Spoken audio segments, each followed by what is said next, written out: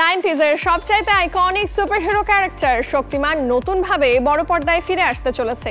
এটা পুরনো খবরই বলা যায়, কিন্তু এখন এই ছবির নতুন আপডেট সামনে এসেছে সম্প্রতি। এতদিন ধরে শোনা যাচ্ছিল যে রণবীর সিং শক্তিমানের চরিত্রে অভিনয়ের জন্য চূড়ান্ত হয়েছিলেন, কিন্তু এখন রণবীর সিংকে বাদ দিয়ে এই চরিত্রের জন্য দক্ষিণী কোন সুপারস্টার অভিনয় করতে চলেছেন, চলুন জেনে নেওয়া যাক।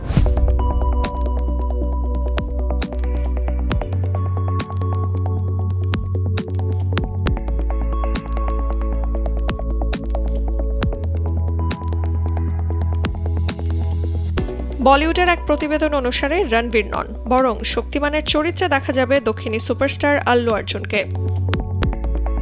জানা যাচ্ছে নির্মাতারা বর্তমানে এই মেগা বাজেটের ছবিটির জন্য আল্লু অর্জুনের সাথে কথা বলছেন। সুপারহিরো ছবি মিন্নাল মুরালির জন্য প্রশংসা পাওয়া ভেসিল জোসেফ এই ছবিটি পরিচালনা করতে পারেন বলেও জানা গেছে।